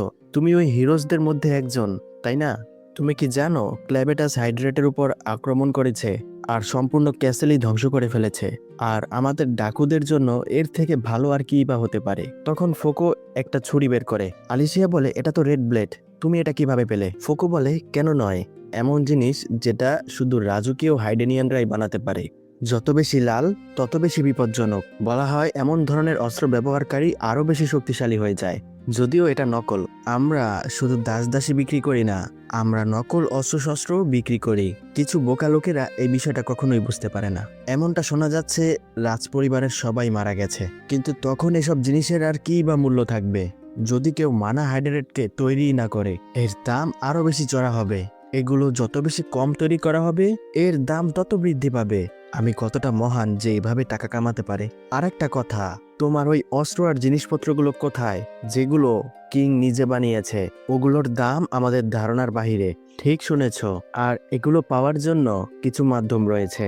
এক, হিরো হওয়া, যাকে কিং নিজেই বেছে নেবে। আর এক উপায় হলো কোনো হিরোর কাছ থেকে সেটা চুরি করা। তবে সবচেয়ে সহজ পদ্ধতি হলো কোনো মরে যাওয়া হিরো থেকে ছিনিয়ে নেওয়া। কিন্তু বেশিরভাগ হিরোই অন্ধকারের দানবের কাছেই মরে যায়, তাই তাদের খুঁজে পাওয়াটা একেবারেই অসম্ভব। তাদের কাছে যাওয়া তো থাক দূরের কথা। তুমি আমাকে এটা বলো মিস হিরো, তোমরা কোথায় গিয়েছিলে? হয়তো তুমি সেটা কোথাও ফেলে দিয়েছো যখন ক্ল্যাবেটাস থেকে বাঁচার জন্য পালাচ্ছিলে। তো বলো কোথায় সেগুলো? বাকি 12টা অস্ত্র কোথায় ফেলেছো? ফোকো আরো বলে, সে আমাদের কালকে ওই স্থানে নিয়ে যাবে। তখন ওই ডাকু দুইটা বলে, তা তো বুঝলাম, কিন্তু সে যেহেতু হিরো, তার কাছে আমাদের অন্য কিছু কি পাওয়ার নেই? গাইস, তারা কোন বিষয়টার কথা বলছে একটু পরেই আপনারা জানতে পারবেন। তখন ফোকো রেগে যায়, সে বলে, গর্ধবেরা, এই মেয়েটা আমাদের 13 জন হিরোর অস্ত্র খুঁজে বের করতে সাহায্য করবে। আমি চাই না এই মেয়েটা সবার আগে মরুক। ওইটা আমাদের দাসদের কাজ। যাও গিয়ে কাজ শুরু করো। আর হ্যাঁ, তোমরা চাইলে এই মেয়েটাকে যেভাবে ইচ্ছা ব্যবহার করতে পারো। তাকে এতটা দুর্বল করবে যেন সে উত্তর দিতে বাধ্য হয়। ডাকু দুইটা বলে, বস, আপনাকে যতটা খারাপ ভেবেছিলাম আপনি হয়তো ততটাও খারাপ নন। এরপর ওই ডাকুরা আলিশিয়াকে ওই স্থান থেকে টেনে হিসড়ে নিয়ে যায়। সিন চেঞ্জ হয় ক্ল্যানের দিকে। ক্ল্যান ওই ডাকুদের ভোজনশালায় দাঁড়িয়ে আছে, আর ওই মহিলাটি ডাকুদেরকে খুশি করার চেষ্টা করছে। আর ওইদিকে আমরা দেখি নেল লুনাকে দুধ পান করাচ্ছে। তখনই একটা ডাকু এসে বলে, হেই নেল, ড্রিঙ্ক শেষ। নেল বলে, আমি এখনই আসছি। এরপর সে লুনাকে রেখে হেঁটে যাওয়ার সময় ডাকুটা তাকে লাথি মেরে বলে, দ্রুত কাজ করো আলসে মেয়ে। এরপর একজন ডাকু ক্ল্যানকে ডাক দেয়। ক্ল্যান তো শুধু সবকিছু দাঁড়িয়ে দাঁড়িয়ে দেখছিল এবং কি যেন একটা বোঝার চেষ্টা করছিল। হয়তো সে মনুষ্যত্ব বোঝার চেষ্টা করছিল। যাই হোক, ওই ডাকুটি ক্ল্যানকে বলে, এদিকে আসো, আমাকে কিছু মিট দিয়ে যাও। তখন ক্ল্যান ডাকুটির কাছে গিয়ে তাকে খাবার দেয়। তখন সব ডাকুরাই তাকে ডাকতে থাকে, আর সে সবাইকেই গিয়ে ধীরে ধীরে খাবার দিতে থাকে। তখন একটি ডাকু বলে, এই বাচ্চাটা তো কাজের মনে হচ্ছে, একে বিক্রি করাটা ঠিক হবে না। মহিলাটি বলে, হ্যাঁ এটা ঠিক, তবে তার মাথায় একটা শিং আছে, হয়তো তার মধ্যে অর্গেটের রক্তও বইছে, কিন্তু সে অনেক দুর্বল, তবে তার চোখ দুটি। তখনই নেল ড্রিঙ্কসের দুটি পাত্র নিয়ে যাওয়ার সময় একটা ডাকু তাকে লাথি দিয়ে ইচ্ছা করে ফেলে দেয়, এবং ওই ডাকুরা বলে, এই মেয়ে, তুমি আমাদের ড্রিঙ্কসগুলো ফেলে দিয়েছ, তোমার মন কোথায়? তুমি কাজ ঠিকভাবে করো না কেন? মনে হচ্ছে তোমাকে আদব কায়দা শিখাতে হবে। নেল বলে, আমি দুঃখিত, আমাকে ক্ষমা করবে। তারপর তারা নেলকে ওই স্থান থেকে নিয়ে চলে যায়। তখন অন্য দুজন ডাকু বলে তাদের চয়েস কতটা খারাপ। এরপর তারা হাসতে থাকে, আর ক্ল্যান তো তখনও তাদের দিকে তাকিয়ে তাকিয়ে এসব বিষয়গুলো দেখছিল। এরপর আমরা দেখি ওই ডাকুরা নেলকে মারধর করছে। এরপর ডাকুরা বলে, আজকের জন্য এতটুকুই, আবার এরকম ভুল করো না। তখন নেল বলে, আমার আরাম করার সময় নেই, যাই গিয়ে ওই বাচ্চাটাকে খাওয়াতে হবে। তখন ওই ডাকু দুইটা হেঁটে যাওয়ার সময় নেলের অনেক বদনাম করছিল, আর তারা হাঁটার এক পর্যায়ে বলে, এ কি, আমার মাথা ঘুরাচ্ছে। আর একজন ডাকু বলে, হ্যাঁ আমার সাথেও এমনটাই হচ্ছে, মনে হচ্ছে আজকে একটু ড্রিঙ্ক বেশি করেছি। তখনই তাদের মুখ থেকে রক্ত বের হয় এবং তারা পড়ে যায়। পড়ে যাওয়ার সাথে সাথেই আমরা দেখি তারা একটা ছায়ার মধ্যে ডুবে যায়, আর সেই ছায়াটা ছিল ক্ল্যানের। তারপর ক্ল্যান নেলের কাছে গিয়ে বলে, বাচ্চাটিকে খাওয়ানোর জন্য তোমাকে অনেক অনেক ধন্যবাদ, আর আমি তোমার কাছে কিছু জানতে চাই। তুমি একটা কথা বলো নেল, তুমি ডাকুদের সাথে এখানে কেন থাকছো? তখন নেল একটু অবাক হয়ে যায়। নেল বলে, কেন, কি হয়েছে? ক্ল্যান বলে, একটু ঠিক করে বলো, আসলে আমি জানতে চাই তুমি কে। কথা বলতে বলতেও তুমি ওকে খাওয়াতে পারো, তাহলে বলো। নেল বলে, আমি আমার জন্মের পর থেকেই এই ডাকুদের সাথেই আছি। আমার বাবাকে আমি আসলে জানি না, শুধু একজন মা ছিল, কিন্তু আমি তাকে কখনোই সামনে থেকে দেখিনি, তাই সে আসলে কেমন দেখতে আমি সেটা জানি না। মনে হয় সেও একজন দাসী ছিল, আর আমি সবসময় তাকে লুকিয়ে লুকিয়ে দেখতাম। যখন আমার বয়স 12 বছর, তারপর থেকে আমি আর তাকে দেখিনি। জানি না সে পালিয়ে গেছে নাকি মারা গিয়েছিলেন, কিন্তু তারপর থেকে তারা আমাকে মারতে শুরু করে, লাথি দিয়ে ঘুষি দিয়ে আমাকে মারতে থাকে। আমার এখন শুধু কয়েকটা দাঁতই রয়েছে, সব দাঁত পড়ে গেছে, আর আমি এখন শুধু এক কানেই শুনতে পাই। আর জানো, সেটাই আমার জন্য প্রথমবার ছিল যখন আমার মনে হয় আমার মা আমাকে রক্ষা করছিল। আমার সাথে প্রতিটা দিনই একটা পশুর মতো ব্যবহার করা হয়েছে। আমার অবস্থা তখন থেকে ভালো হতে শুরু করে যখন সিস্টার কান এখানে এসেছে। তখন কান বলছে, তোমাকে শুধু এই পুরুষদেরকে খুশি রাখার চেষ্টা করতে হবে। এদিকে আসো, তোমাকে শিখাই তাদের সাথে থাকতে হলে কিভাবে ব্যবহার করতে হবে। উনি আমাকে অনেক কিছু শিখিয়েছে, কিন্তু আমি কখনোই তার মতো হতে পারিনি। কিন্তু তবুও তারপর থেকে সবকিছুই পরিবর্তন হয়ে যায়, আর এখন আমার কাছে একটা কাজও আছে। আমি ছোট বাচ্চাদের জন্য খাবারের ব্যবস্থা করতে পারি, যেন তারা খাবার খেয়ে তাদের পেট ভরে যায়। ক্ল্যান বলে, আমি শুনেছি যার সন্তান আছে সেই দুধ দিতে পারে, তোমার সন্তান কোথায়? তখন নেল একটু হতাশ হয়ে বলে, আমার সন্তান নেই, সে মৃত জন্ম নিয়েছে।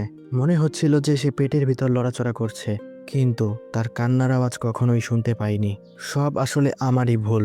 আমার এমনটা মনে হতে লাগলো যেন আমার শরীর অবশ হয়ে যাচ্ছে, আমার শরীর ঠান্ডা হয়ে যাচ্ছে। মনে হচ্ছিল কেউ আমাকে মাটির দিকে টানছে, মন করছিল মাটির নিচে চলে যাই। মনে হচ্ছিল আমার সন্তানের মতো আমিও মরে যাই, আর আমি যেন আমার সন্তানের সাথে অন্য কোনো দুনিয়ায় দেখা করতে পারি। কিন্তু যখন আমি চোখ খুলি, আমি একটা উষ্ণতা অনুভব করতে পারছিলাম। একটা ছোট শিশু আমার কাছে আসে। সে হয়তো অনেক ক্ষুধার্ত ছিল, আর তার বয়স 6 মাসের মতো হবে, আর সে তার সম্পূর্ণ শক্তি দিয়ে নিজের ক্ষুধা মেটানোর চেষ্টা করছিল, যেন সে একটা বেঁচে থাকার লড়াই করছিল। আর যখন আমি এই বিষয়টা দেখলাম, আমার মনে হতে লাগলো এর জন্যই হয়তো আমি আর একটু জীবিত থাকতে পারবো।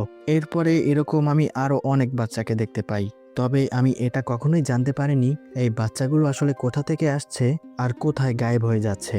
আমার দ্বিতীয় সন্তান মৃত জন্ম নেয়, এবং তৃতীয় সন্তানও। তারপরও আমি এখানে আছি তার একটাই কারণ, এখানে যেই বাচ্চাগুলো আসবে আমি যেন তাদের দেখাশোনা করতে পারি। গাইস, এখানে কিছু কথা বলি, কোনো গল্পের ক্ষেত্রে কখনোই কারো ফেস ম্যাটার করে না। সে কতটা সুন্দর অথবা কতটা কুৎসিত সেটা কোনো বিষয় নয়।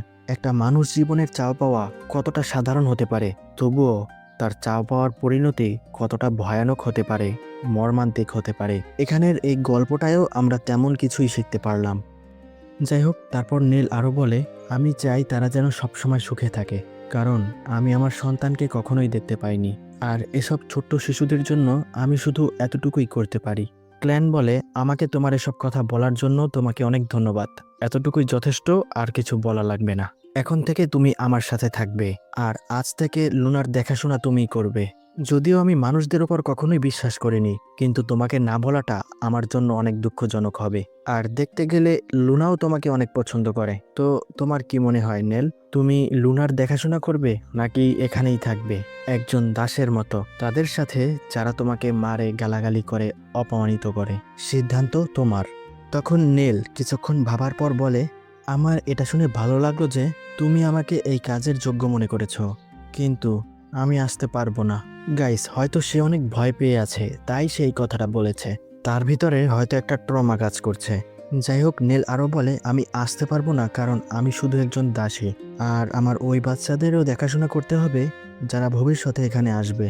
তাই তুমি আমাকে ক্ষমা করে দিও। এরপর সিন চেঞ্জ হয়, আমরা দেখি আলিশিয়াকে বেঁধে একটা ঝুলন্ত ব্রিজের ওপর নিয়ে আসা হয়েছে। তখন ওই ডাকুরা বলে, এখান থেকে পালানোর চেষ্টা করো না। তুমি যদি পানিতে লাফিয়েও পড়ো, পানিতে পড়ার আগেই তুমি পাথরে বাড়ি খাবে, কারণ এর নিচে অনেক আঁকাবাঁকা পাথর রয়েছে। তখন আলিশিয়া ভাবে, আরে এটা তো একটা প্রাচীন আর্কেনোসাইডের গুহা। তখনই ওই ডাকুরা বলে, ওই যে দেখো আমাদের নতুন টোপ। তারা আলিশিয়াকে বলে, কি দেখে কি ভাবছো? তুমি হয়তো ওই গল্পটা শুনে থাকবে, বিখ্যাত ঘোড়দুয়ারের হিরোর গল্প। আলিশিয়া বলে, হ্যাঁ আমি এই গল্পটা জানি। এটাই সেই জায়গা যেখানে ঘোড়দুয়ার শেষবারের মতো এসেছিল। এটা হলো অ্যালবেখানের গুহা। তখন একটি দাস বলে, তোমরা যে কথাটা দিয়েছ সেটা যেন ভুলো না। একজন ডাকু বলে, হ্যাঁ বুঝেছি, ভুলবো না। তখন একটি দাসী বলে, আমি জানি তুমি এটা করতে পারবে, তুমি চিন্তা করো না। তারপর ওই দাস পানির মধ্যে লাফ দেয়। তখন আলিশিয়া বলে, তুমি এটা কি করলে?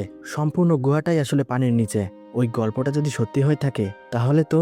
একজন ডাকু বলে, হ্যাঁ ওই জিনিসটা এখানেই আছে যে ঘোড়দুয়ারের গল্পের সমাপ্তি ঘটিয়েছিল। তখন আমরা দেখতে পাই একটা অন্ধকারের পানির দানব ওই লোকটাকে খেয়ে ফেলে, আর দুইটা মনস্টার মিলে তাকে বিচ্ছিন্ন করে ফেলে। তখন তো ওই মেয়েটি কান্নায় ভেঙে পড়ে। তখন ওই ডাকুরা বলে, সেও তো বাঁচতে পারলো না দেখি। আলিশিয়া বলে, হ্যাঁ সে কখনোই বাঁচতে পারতো না।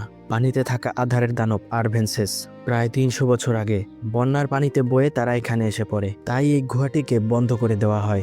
এমনকি ঘোড়দুয়ার, যে তার যুগে সবচেয়ে শক্তিশালী হিরো ছিল, সেও হেরে যায়। তখন তো তার লড়াই করার জন্য ভূমিও ছিল। তার সোয়ার্ডের নাম ছিল শেমিস ব্লেডার। তার মরার কারণ হলো সে একটি ঝর্ণাকে 2 ভাগ করে ফেলেছিল। আর তোমরা ওইটাই পেতে চাও, তাই না? তারা ওই সোয়ার্ডের কথা বলছে। তখন একজন ডাকু বলে, আমি জানতাম না ওইটার নামও আছে। তো তোমারটার নাম কি বলো তো? আলিশিয়া বলে, তোমাদের জানার কোনো প্রয়োজন নেই। তুমি তাদেরকে ছেড়ে দেওয়ার কথা দিয়েছিলে, আর তোমরা তো ওই লোকটাকে দানবদের থেকে বাঁচালেও না। তোমরা চেয়েছো সে যেন জীবিতই না থাকে। তোমরা যা চাও আমি এখন সেটা স্পষ্ট বুঝতে পারছি। ডাকুরা বলে, তো এখন তুমি কি করবে এতে? নিজের অবস্থা তো দেখো, গর্ধব মেয়ে। তোমার হাত বাঁধা, পায়ে শিকল, আর তুমি দাঁড়িয়ে আছো একটা কাঠের ব্রিজের মাঝখানে। ওই যে দেখো, তারাও দেখতে চায় ভয় তোমার অবস্থা কেমন হবে। তখনই একটা ডাকু লাফ দিয়ে ওই ব্রিজের ওপর তার সামনে এসে পড়ে। তখন ওই ব্রিজটা লড়তে শুরু করলে বাকি ডাকুরা ভয় পেয়ে যায়। আর ওই ডাকুটি বলে, আমি তো অন্ধ, তাই এতে আমার কোনো ভয় লাগে না। আর আমি চোখে দেখি না তো কি হয়েছে, আমার ঘ্রাণ শক্তির মাধ্যমেই তোমাকে অনুভব করতে পারছি। আর এখন আমি তোমার এমন অবস্থা করব যা তুমি ভাবতেও পারছো না। তাহলে চলো শুরু করা যাক। তখনই আলিশিয়া বলে, কখনো ভাবিনি আধারের দানবের অভিশাপের জন্য উপকৃত হব। এরপর সে তার নিজের হাত নিজেই ভেঙে সামনে নিয়ে আসে। এরপর সে তার ওই ভাঙা হাত ডাকুর কাঁধের ওপর রাখে এবং বলে, তোর উঁচু স্থান থেকে ভয় লাগে না তাই না? তারপর আলিশিয়া ওই ডাকুটাকে নিয়ে নিচে ঝাঁপ দেয়। ঝাঁপ দেওয়ার সময় আলিশিয়া বলে, তুমি আমার অমর হওয়ার বিষয়ে যেটা বলেছিলে ক্ল্যান, আমি সেটার উপর বিশ্বাস করছি। গাইজ, বিষয়টা আমি বুঝিয়ে বলি। ক্ল্যান, ক্ল্যাবেটাস আলিশিয়াকে যেই রক্ত দিয়ে জীবিত করেছিল সেটা হলো ডার্ক ব্লাড অথবা কালো রক্ত। আর তাকে জীবিত করার সময় ক্ল্যাবেটাস বলেছিল সে সহজে মরবে না। এরপর আমরা দেখতে পাই ওই ডাকুটা এবং আলিশিয়া নিচে পড়ার সাথে সাথেই তারা অনেক ভয়ানকভাবে আহত হয়। আলিশিয়ার হাত পা সবকিছু অনেক খারাপভাবে আহত হয়, আর তার ঘাড় ভেঙে পিছনের দিকে এসে পড়ে। গাইস, এটা দেখে আমারও কেমন জানি লাগছে। যাই হোক, এখান থেকেই এপিসোড 2 শেষ হয়। এপিসোড 3 শুরুতেই দেখতে পাই উপরে যে ডাকুরা ছিল তারা বলছে, আরে মনে হচ্ছে সে তো মরে গেছে, একমাত্র সেই আছে যে আমাদের ওই 13 রিগেলিয়া পর্যন্ত নিয়ে যেতে পারবে। সে আসলেই মরে গেলে ফোকো আমাদের ছাড়বে না। কিছু করার নেই, চলো নিচে গিয়ে দেখি। তখন আমরা দেখি আলিশিয়া জীবিত আছে, তার চোখ নড়াচড়া করছে।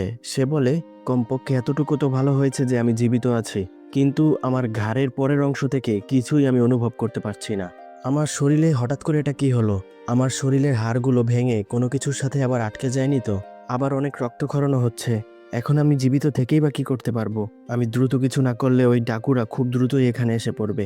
তখনই ক্ল্যাবেটাস আলিশিয়ার রক্তের মধ্যে জাগ্রত হয়। ক্ল্যাবেটাস বলে, তুমি অনেক রক্ত হারিয়েছো মেয়ে। আলিশিয়া বলে, ক্ল্যাবেটাস তুমি এখানে? আর আমি তোমাকে কুকুরের মতো দেখছি কেন? ক্ল্যাবেটাস বলে, কারণ আমার রূপ কালো রক্তের পরিমাণের উপর নির্ভর করে, আর এটাই সেই রক্ত যেটা তোমাকে এখন পর্যন্ত জীবিত রেখেছে। এই রক্ত যদি শেষ হয়ে যায় তাহলে তুমি আসলেই মরে যাবে। তবে হ্যাঁ, যতক্ষণ তুমি আমার কাজে আসবে, তোমাকে জীবিত রাখার জন্য এই রক্ত আমি তোমাকে দিতে থাকবো। আর আমি এমনটা করলে তুমি যাই হারাও না কেন, সবকিছুই আবার আগের মতো হয়ে যাবে। আলিশিয়া বলে, তাহলে এটা দ্রুত করছো না কেন? তুমি কি আমাকে বিশ্বাস করো না? ক্ল্যাবেটাস বলে, এখন যেহেতু একটা সুযোগ পেয়েছি, আমি তোমাকে একটা প্রশ্ন করতে চাই। আলিশিয়া বলে, কি জানতে চাও? ক্ল্যাবেটাস বলে, আমরা দুজন যখন আলাদা হয়েছি তখন আমি লুনার জন্য অনেক ভালো একটা ওয়েট নার্স পেয়েছি। তার নাম হলো নেল, আর সে ওই ডাকুদের সাথে থাকে। আমি একজন অন্ধকারের দানব হয়েও বলতে পারি তার সাথে খুব খারাপ ব্যবহার করা হয়। আমি ভেবেছিলাম তাকে বললে হয়তো সে লুনার দেখাশোনা করার জন্য রাজি হয়ে যাবে, কিন্তু সে আমার কথায় রাজি হয়নি। এমনটা কেন হয়েছে? আলিশিয়া বলে, এর কারণ হলো সে দাসত্বের শিকার, আর তাই সে লুনাকে। ক্ল্যাবেটাস বলে, বিষয়টা আমার বুঝে আসলো না। আলিশিয়া বলে, তুমি যার কথা বলছো সে যেই ডাকুদের কাছে আছে তারা কখনোই কাউকে শান্তিতে বাঁচতে দেয় না। তুমি যদি পালিয়েও যাও, তোমাকে খুঁজে বের করে তারপর তারা মেরে ফেলবে। আর সে এই বিষয়টা অনেক ভালো করে জানে, আর তাই সে এই জায়গা থেকে পালাতে পারবে না। ক্ল্যাবেটাস বলে, তাহলে এখন আমার কি করা উচিত? আলিশিয়া বলে, এখন শুধু একটাই পথ আছে, তাদেরকে সম্পূর্ণরূপে নিশ্চিহ্ন করে ফেলতে হবে। তখন আর কেউই তাকে তাড়া করবে না। আর তুমি যদি চাও, তোমার জন্য এটা করা তো খুবই সহজ, তাই না? ক্ল্যাবেটাস বলে, আমি এটা কখনোই চাইবো না যে কেউ জানুক আমি লুনা মাউন্টেন থেকে এসেছি, কারণ আমি চাই না আমার অনুপস্থিতিতে ওই মাউন্টেনের ওপর কেউ আক্রমণ করুক। এটা আমি কখনোই চাইবো না। আর কেউ যেন আমাকে বলতেও না পারে আমি ওই মাউন্টেনে কেন নেই, বিশেষ করে তখন যখন আমি লুনার দেখাশোনা করছি। আর তাই এই কাজটা এখন তুমি করবে। ওই সব ডাকুদের তুমি হত্যা করবে যারা নিজেদেরকে রেভেন্স বলে ঘুরে বেড়ায়। আর এমনিতেও কোনো ডাকুদের দলকে শেষ করলে একজন মহাবীরের ওপর কখনোই কেউ আঙুল তুলবে না। তখন আলিশিয়া বলে, আরে না না না না, কি বলছো এসব? তুমি যেমনটা ভাবছো আসলে বিষয়টা এমন নয়। মহাবীরদেরও কিছু আইন কানুন মেনে চলতে হয়। ক্ল্যাবেটাস বলে, যেটা বলেছি সেটা করো, লুনার কান্না শুরু করার আগে। তখনই ক্ল্যাবেটাস আলিশিয়াকে ঠিক করতে শুরু করে। সে আলিশিয়াকে এমনভাবে ঠিক করছিল, সেটা দেখতে ছিল খুবই ভয়ানক। আর আলিশিয়ার তো তখন অনেক যন্ত্রণা করছিল। তখন ওই ডাকুরা ওই স্থানে এসে পড়ে। তারা দেখে আলিশিয়া অনেক অদ্ভুত ভাবে নড়াচড়া করছে। সে যখন ঠিক হচ্ছিল, এটা দেখে ওই ডাকুরাও চমকে যায়। তখন তো তারা অনেক ভয় পেয়ে যায়। আর আলিশিয়া বলছে, আমার দেহের প্রতিটি হাড় জোড়া লাগার সময় যে কষ্ট হচ্ছে, আমি সেটা ভাষায় প্রকাশ করতে পারবো না। আমার সাথে এমনটা আর করো না প্লিজ। তখন ওই ডাকুরা বলে, এটা কি ছিল? আমি তো নিজের চোখকেই বিশ্বাস করতে পারছি না। এমন কিছু হয় নাকি? আরেকজন ডাকু বলে, এখানে যাই হোক না কেন এর জানার দরকার নেই, আমাদের শুধু ওই 13টা রিগেলিয়ার প্রয়োজন। সবাই শোনো, এ একজন মহাবীর, প্রয়োজনে এর হাত পা কেটে ফেলো, কিন্তু এবার একে ছাড়া যাবে না, এ তো দেখতে অনেক দুর্বল। তখন ওই ডাকুরা আক্রমণ করার সময় আলিশিয়া বলে, আমার এদের অবস্থা দেখে মায়া হচ্ছে, নিজের অবস্থা দেখেও মায়া হচ্ছে। তখনই একটা ডাকু তার ওপর ছুরি দিয়ে আক্রমণ করতে আসলে আলিশিয়াই তার হাত কেটে দেয় এবং বলে, মনে হচ্ছে এদের ওপর মায়া করে লাভ নেই, আপনি বাঁচলে বাপের নাম। এরপর সে ওই ডাকুটার চোখের পট্টি নিয়ে বলে, এটা খুবই অপরিষ্কার, কিন্তু আপাতত এটা দিয়ে কাজ চালিয়ে নেব। তো এখন এই ডাকুদেরকে শেষ করতে হবে, তাই তো?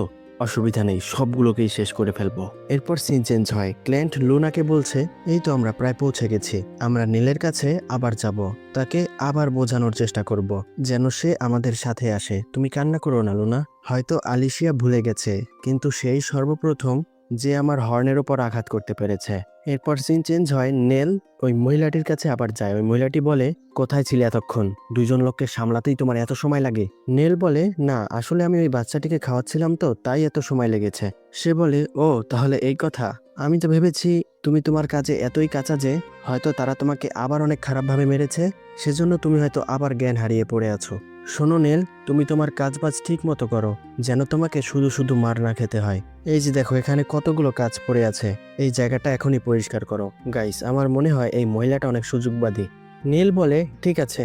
মহিলাটি আরো বলে, তোমার এক চোখ মার খেয়ে ভুলে গেছে, তারপরও তোমায় দেখে মনে হচ্ছে তুমি অনেক খুশি, তোমার সাথে কি ভালো কিছু হয়েছে? নীল বলে, আপনিও এখানে বাইরে থেকে এসেছিলেন না সিস্টার? তখন সে বলে, কি? তুমি এখন আমাকে এই কথা কেন জিজ্ঞেস করছো? নেল বলে, আমি আমার জন্মের পর থেকেই এখানেই বসবাস করছি ডাকুদের সাথে। তাই সবসময় ভাবতাম বাইরের দুনিয়াটা আসলে কেমন। ওই মহিলাটি বলে, আমি জানি না এ কথার উত্তরে আমি তোমাকে কি বলবো, কিন্তু এতটুকু বলতে পারি, তুমি এখানে যেই মেয়েদেরকেই দেখো না কেন, হয়তো তারা তাদের ঘরবাড়ি ছেড়ে জোর করে এখানে এসেছে, নয়তো তারা জীবনে অনেক বড় খারাপ কাজ করেছে, তার কারণে এখানে আসতে হয়েছে। বাইরের জগতে আমার এমন কোনো স্মৃতি নেই যেটাকে আমি ভালো বলতে পারি। নীল বলে, বুঝতে পেরেছি। মহিলাটি বলে, তুমি এখন আমাকে এইসব কেন জিজ্ঞেস করেছো, এটা বলো তো। তখন নেল একটু ঘাবড়ে যায়। মহিলাটি বলে, এমনটা তো নয়, তুমি এখানে সব কাজ ছেড়ে বাইরে ঘুরতে যাবে। তখনই ফোকো ওই স্থান থেকে হেঁটে যাচ্ছিল। নেল বলছে, আমি সবসময় এটাই ভাবি যে বাইরের জগৎ দেখতে কেমন হবে, যদি আমি এখান থেকে একবার বের হতে পারতাম। ওই বাচ্চাটা আমাকে জিজ্ঞেস করেছিল আমি কি তার সাথে যেতে পারবো। তখন ওই মহিলাটি রেগে বলে, কে জিজ্ঞেস করেছে এটা তোমায়? নেল বলে, এখানের একজন দাস। এরপর ওই মহিলাটি নেলকে চড় মেরে বলে, বোকা সেজো না। এখন এখানে থাকা পুরুষদের মনে হয় তারা মেয়েদের জন্য যে কোনো কিছু করতে পারে। যখন তাদের ভালো লাগা শেষ হয়ে যাবে তখন তারা তোমাকে ছেড়ে দেবে। একজন মেয়ে হয়ে যখনই তুমি তাদের কাজে আসবে না, তখন তারা তোমায় মেরে ফেলবে। তাই আমাদের মেয়েদেরকে সবসময় একসাথে থাকা উচিত। কেউ তোমাকে আমার আগে নিয়ে যেতে চেয়েছে, তাই তুমি এত খুশি হচ্ছ? আর তুমি কি ভেবেছো আমি এটা হতে দেব? গাইস, এই মহিলাটা শুধু খারাপ না, বচ্চার টাইপের একটা মহিলা। তখনই ফোকো স্থানে এসে একটা পাত্র পরিষ্কার করতে করতে বলে, বুঝলাম না, এরা জায়গা অপরিষ্কার না করে খাবার খেতে পারে না নাকি? আমি জানি না তোমরা কি কথা বলছিলে। দুইজন সঙ্গী নিজেদের মধ্যে লড়াই করাটা একদমই ঠিক নয়। তখন ওই মহিলাটি বলে, মাস্টার ফোকো, না এমন কিছুই না, আর আমি আপনাকে জীবনে প্রথমবার এখানে আসতে দেখলাম। ফোকো বলে, হ্যাঁ আমি শুনেছি আজকে অনেক ভালো রান্না হয়েছে। ওই মহিলাটি বলে, হ্যাঁ মাস্টার, ঠিক শুনেছেন। নেল, ওই ছেলেটা কোথায়? ওকে ডাক দাও। নেল বলে, সে হয়তো এখন রন্ধনশালায় আছে। ফোকো বলে, না থাক, লাগবে না, আগে তাকে খাওয়া দাওয়া করে তরতাজা হতে দাও। আর এই মেয়ে, শোনো, তুমি আমার সাথে আসো, আমায় একটু সাহায্য করো। তখন ওই মহিলাটি ফোকোকে থামানোর চেষ্টা করে। এরপর ফোকো ওই মহিলাটির দিকে তাকালে ভয় পেয়ে যায়। তো গাইস, এখানে আমরা বুঝতে পারি নেলের সাথে কিছু করা হবে। তারা চলে যাওয়ার পর ওই মহিলাটি টেবিলের উপর রাগ দেখিয়ে বলে, সেই তো একমাত্র ছিল যে বাচ্চাদেরকে খাওয়াতে পারত। এখন সে যদি চলে যায়, সব বাচ্চাদের এখন দুধকে দেবে। সে কিভাবে? সব মেয়েরাই কি দুধ দিতে পারে? তখনই ক্লেন ওই স্থানে এসে হাজির হয়। ওই মহিলাটি বলে, কি হয়েছে? বাচ্চার খাবার লাগবে? এখন পাবে না, যাও। আসলে কখনোই পাবে না। এখন বাচ্চাদের খাওয়ানোর জন্য আর কেউই অবশিষ্ট নেই। ক্লেন বলে, কেউ নেই মানে? মহিলাটি বলে, হ্যাঁ ঠিক শুনেছ। সে এমন কিছু দাবি করে বসে যা সে কখনোই পেত না। এটা তারই ভুল ছিল। ক্লেন বলে, তার ভুল মানে? আমি ঠিকভাবে বুঝলাম না। মহিলাটি বলে, কি বললে? তুমি কিছুই বুঝোনি? তখন ওই মহিলা ক্লেনের আসল রূপ দেখতে পায়। ক্লেন ক্ল্যাবেটাস হয়ে বলে, তুমি আমাকে সম্পূর্ণ বিষয়টা খুলে বলো। এরপর সিন চেঞ্জ হয়। আমরা দেখি ফোকো নেলকে নিয়ে একটা গুহার ভিতরে এসেছে। নেল বলে, আমি জন্মের পর থেকেই তো এখানে আছি, কিন্তু এই জায়গাটা তো আমি কখনোই দেখিনি। ফোকো বলে, এটা তো ভালো কথা। এখানে একসময় আর্কেনোসাইডের খনি ছিল, আর এখানে অনেকগুলো ছোট বড় সুড়ঙ্গ রয়েছে। আর তুমি কি জানো, এখানে যেই বাতিগুলো জ্বলছে সেগুলো আসলে একটা বিশেষ ধরনের পোকার তেল এবং আর্কেনোসাইডের তরলের মিশ্রণে তৈরি করা হয়েছে। আর তুমি কি জানো, আর্কেনোসাইড শর্ট তৈরি করা ছাড়াও আরো অনেক কাজে ব্যবহার করা হয়। আজকালকার দিনে একে অনেক মজাদার একটা ভাষায় ডাকা হয়, সেটা হলো ম্যাজিক। আর হ্যাঁ, আমি ডাকুদের দলে আসার আগে অনেক বছর ধরে এটা বোঝার চেষ্টা করেছি এবং পর্যবেক্ষণ করেছি। তারা যাওয়ার সময় একটা পর্যায়ে নেল কারো মাথার খুলি দেখতে পায়। তখন নেল একটু ঘাবড়ে যায়। ফোকো বলে, এটা অবশ্যই একটা ইঁদুরের হবে হয়তো। এখানে যে এত ইঁদুর আছে, অনেক জ্বালিয়ে খায়, বলো না আর। এরপর তারা একটা স্থানে এসে থেমে যায়। ফোকো বলে, ও হ্যাঁ, আমি তো তোমাকে বললামই না কোন বিষয় নিয়ে আমি গবেষণা করছি। তখনই সব বাতি নিভে যায়। নেল বলে, শুনুন মাস্টার, আমি অন্ধকারে কিছুই দেখছি না। আপনার বাতি হয়তো নিভে গেছে, আর এখানে এত অন্ধকার যে আমার অনেক ভয় লাগছে মাস্টার। ফোকো বলে, ভয় পেও না, মনে হচ্ছে বাতিটা খারাপ হয়ে গেছে। এরপর বাতি জ্বালানোর সাথে সাথেই আমরা দেখতে পাই নেলের পেছনে ফোকোর ওই আধারের দানবটা দাঁড়িয়ে আছে। ফোকো বলে, আমার গবেষণার পর খুঁজে পাওয়ার যে বিষয়টা ছিল তা হলো আর্কেনোসাইডের পাউডারের সাথে বিভিন্ন ধরনের ঔষধি মিলালে কি হয় এবং তার মাধ্যমে কিভাবে আধারের দানবকে বশে আনা যায়। তুমি হয়তো জানো না, এটা ডাকুদের নিয়ম যে তারা বিশ্বাসঘাতককে অবশ্যই সাজা দেয়। আর তুমি যে এখান থেকে পালানোর কথা বলেছ, এটা একটা বিশ্বাসঘাতকের প্রমাণ। তোমাকে এর শাস্তি পেতেই হবে। তুমি আজ আমার প্রিয় বেটির ক্ষুধা মিটাবে। এগিয়ে যাও বেটি। তখন নেল ক্ল্যানের ওই বিষয়টা ভেবে অনুশোচনা করতে থাকে, আমি যদি ওই সময় তার হাতটা ধরে ফেলতাম, যদি এমনটা করতাম, তাহলে হয়তো এমন কিছু পেতাম যেটা আমি কখনোই পাইনি।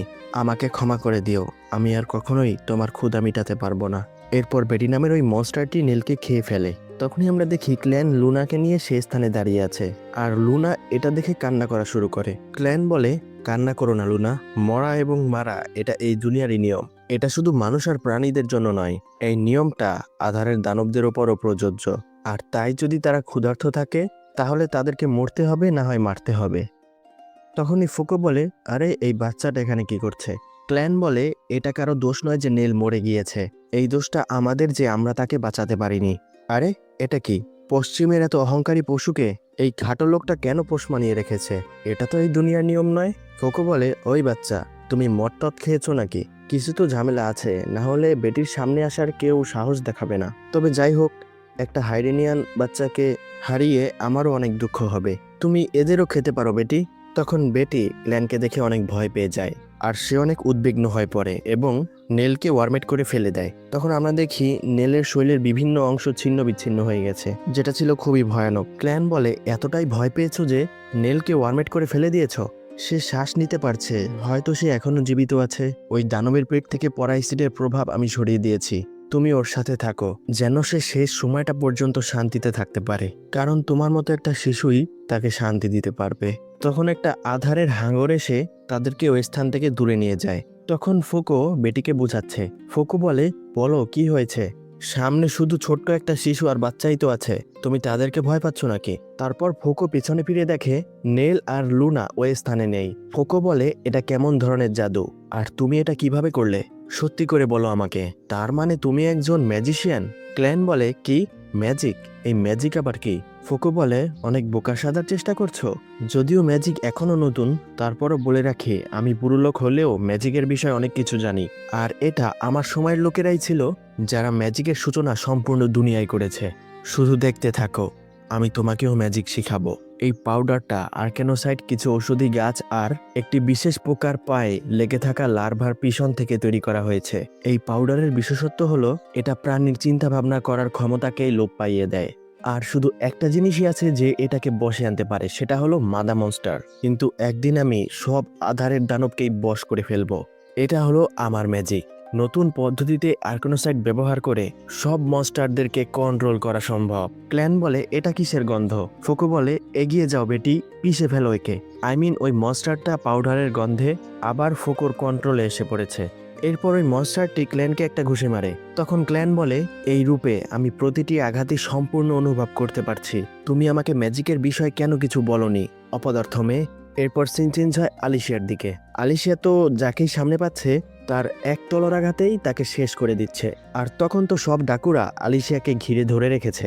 এরপর আলিশিয়ার একটা ব্যাকস্টোরি দেখানো হয়। তখন আমরা দেখি ছোট্ট আলিশিয়া অনেক শক্ত একটা পাথরের ওপর লাঠি দিয়ে বাড়ি দিলে সে তার হাতে ব্যথা পায়। তার বাবা বলে, এমনটাই হবে যখন তুমি তোমার হাত দিয়ে তলোয়ারকে শক্ত করে ধরবে। তলোয়ার ধরার ক্ষেত্রে সবসময় হাত হালকা রাখতে হবে, এতে শক্ত কিছুর উপর আঘাত করলেও তুমি তোমার হাতে ব্যথা পাবে না।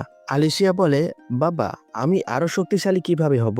তার বাবা বলে, ও হ্যাঁ, আরেকটা কথা, কখনোই দ্বিধাদ্বন্দ্বে পড়বে না। আলিশিয়া বলে, তার মানে? তার বাবা বলে, কখনোই শত্রুকে মারতে দ্বিধাবোধ করবে না, না নিজের টেকনিক ব্যবহার করাই করবে, না যন্ত্রণা অনুভব করাই করবে। দ্বিধাদ্বন্দ্বের কারণে শরীরে জড়তা এসে পড়ে, শরীর শক্ত হয়ে যায়, আর ওই দ্বিধাদ্বন্দ্বই তোমার প্রতিটি অ্যাটাককেই আরো ধীরস্থির করে দেবে। তবে যখনই তোমার শরীরের জড়তা কাটিয়ে উঠবে তখন তুমি আরো বেশি শক্তিশালী হয়ে যাবে। আলিশিয়া বলে, সত্যি বলছেন বাবা? তার বাবা বলে, কিন্তু সবচেয়ে গুরুত্বপূর্ণ বিষয় হলো তুমি তোমার নিজের তলোয়ারের উপর বিশ্বাস রাখবে এবং নিজের শক্তির উপর ভরসা করবে। এরপর আমরা বর্তমানে ফিরে আসি। আলিশিয়া ওই ডাকুদের এখনো মেরেই যাচ্ছে। আলিশিয়া বলে, এ নিয়ে 8টা হলো, সে এখন পর্যন্ত 8টি ডাকুকে শেষ করতে পেরেছে। তখন ডাকুরা বলে, এর মধ্যে এত শক্তি আসলো কোথা থেকে? সে কি আসলেও মানুষ না অন্য কিছু? তখন একজন ডাকু বলে, তাকে যদি টেকনিক দিয়ে হারানো না যায় তাহলে তাকে আমরা শক্তি দিয়ে হারাবো। এরপরই ওই ডাকু আলিশিয়ার তলোয়ার ভেঙে ফেলে। কি কেমন লাগলো? তখন আলিশিয়া ভাবে এই তলোয়ারগুলো ব্যবহার করার জন্য খুবই পাতলা। তখন আলিশিয়া উঠে আবার দাঁড়ায়। ডাকুরা বলে, আরে আমার অ্যাটাকে তো তার উপর কোনো প্রভাবই পড়লো না, তার শরীরে এ কেমন শক্তি কে জানে? আলিশিয়া ভাবে আমার একটি শক্তিশালী তলোয়ারের প্রয়োজন। এরপর সে ওই স্থান থেকে দৌড় দেয়। ডাকুরা বলে, সে পালাচ্ছে, ধরো তাকে। এরপর আমরা দেখি সব ডাকুরা আলিশিয়াকে তাড়া করছে। আলিশিয়া ভাবে কমপক্ষে 50 জন লোক আছে, আমি একা এতগুলো লোককে একসাথে সামলাতে পারবো না, আমার বডি কখনো মরবে না, তবুও আমার শক্তি অনেক দ্রুত কমে যাচ্ছে। এই যে কালো রক্ত আমার ক্ষত সারাচ্ছে, হয়তো এগুলোই আমার শক্তি অনেক দ্রুত কমিয়ে নিচ্ছে। যদি তারা আমাকে ধরে ফেলে কে জানে তারা আমার সাথে কি করবে। এরা আমার সাথে যাই করুক না কেন তারপরও আমি জীবিত থাকবো। আর এটা বলাও মুশকিল যে তারা আমার সাথে কতটা ভয়ানক কাজ করতে পারে। এরপর আলিশিয়া পাহাড়ের একটি চূড়ায় এসে থেমে যায় এবং বলে আমাকে এটা খুব দ্রুতই শেষ করতে হবে। আর ওই রহস্যময় তলোয়ারটা সেটাও আমায় খুঁজে বের করতে হবে। তারপর সে ওই স্থানের এক জায়গা থেকে আরেক জায়গায় লাফিয়ে পড়ে এবং সে পানির দিকে এগিয়ে যাচ্ছিল। ডাকুরা বলে এ কি, সে ওই পানির মধ্যে ঝাঁপিয়ে পড়ার কথা ভাবছে না তো? আরেকজন ডাকু বলে না, সে এটা করতেই পারবে না, কারণ এখানে আধারের দানবরা ভরে ভরে আছে। আজ পর্যন্ত এই পানি থেকে কেউই বেঁচে ফিরে আসতে পারেনি। এরপর আলিশিয়া একটা কুড়াল নিয়ে ওই সম্পূর্ণ বাঁশের কাঠামোকে ফেলে দেওয়ার চিন্তা ভাবনা করে।